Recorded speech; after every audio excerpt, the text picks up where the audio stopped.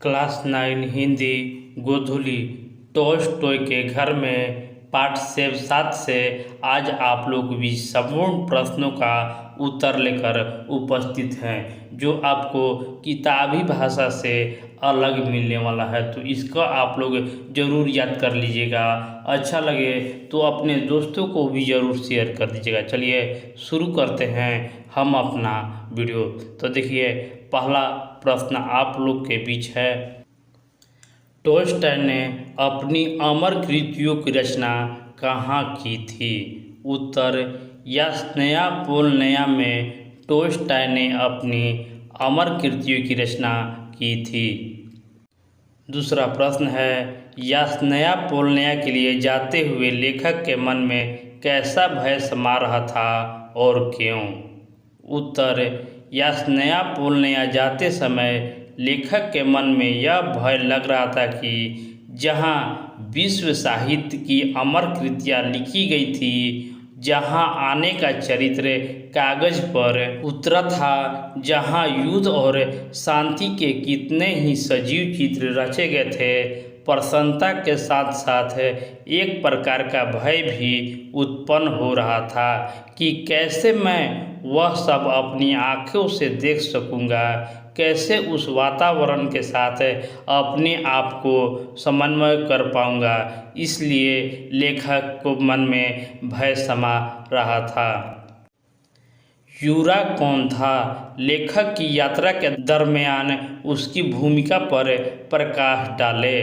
उत्तर, लेखक की यात्रा में यूरा एक अनुवादक था। टॉल्स्टॉय के जीवनी के संबंध में यूरो रूसी भाषा में कहते थे। टॉल्स्टॉय के परिवार में चित्रकारी का शौक किन्हें था? उत्तर, टॉल्स्टॉय के अभिन्न मित्रों को चित्रकारी का शौक था। राम कुमार के अनुसार टॉल्स्टॉय के मकान का सबसे महत्वपूर्ण भाग कौन सा था? उसका एक संक्षिप्त परिचय दीजिए। उत्तर, राम कुमार के अनुसार टॉल्स्टॉय के मकान का सबसे महत्वपूर्ण एक कमरा था जहां वे पढ़ते लिखते थे। एक कोने में छोटी सी मेज और बिना सिरहाने के एक तिपाई थी। मेज पर एक कलम और एक दवात रखी थी।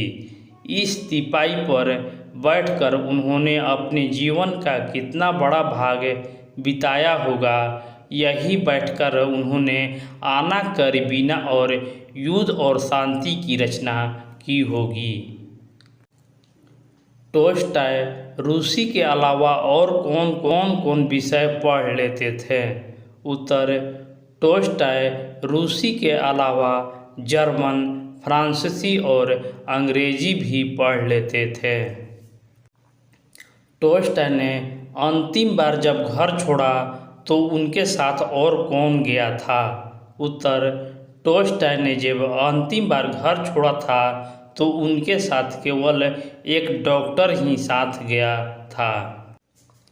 टॉल्स्टॉय ने अपने निजी कमरों का चित्रण किस उपन्यास के किस पात्र के कमरे के रूप में किया है? कमरे की कुछ विशेषता बतलाइए। उत्तर, टॉल्स्टॉय के मकान में एक और कमरा था जो उन्हें बेहद पसंद था, क्योंकि घर के शोरगुल से दूर था और यहाँ उन्हें सदा एकांत मिलता था। इस कमरे का बहुत सा वर्णन उन्होंने आना करीनीना में लेनिन के कमरे की चर्चा करते समय किया था, क्योंकि यह लेनिन के चरित्र में उन्होंने बहुत सी अपने बातें कही थी।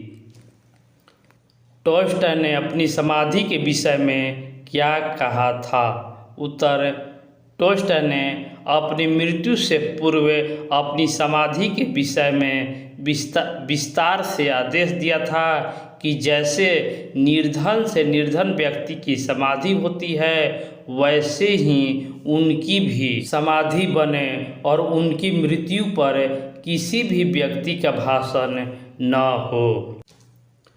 टॉल्स्टॉय के गांव का संक्षिप्त परिचय प्रस्तुत कीजिए।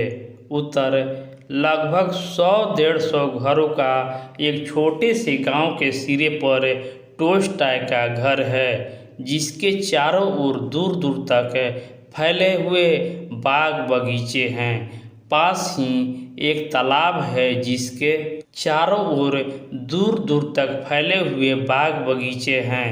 पास ही एक तालाब है, जिसके किनारे टोल्स्टॉय घंटों जाकर बैठे रहते थे।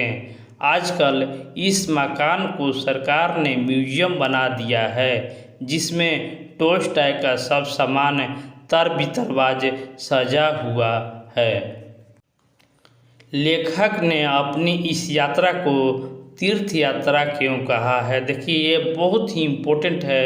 उत्तर होगा, लेखक ने अपनी सुखद यात्रा का अनुभव कर जब लेखक लौट रहा था, तो लेखक अतीत की दुनिया से बाहर आकर वर्तमान की ओर तेजी से बढ़ा जा रहा था। सुबह आते वक्त खिड़की के बाहर जिन गांवों, शहरों और मकानों को देखने में लेखक की जो दिलचस्पी थी, वह अब समाप्त हो गई थी। लेखक ने अपनी आँखों को बंद कर ली, परंतु यास्न्यापोलया की दुनिया से अपने आप को अलग नहीं कर सका। इसलिए लेखक ने अपनी इस यात्रा को तीर्थ यात्रा कहा है।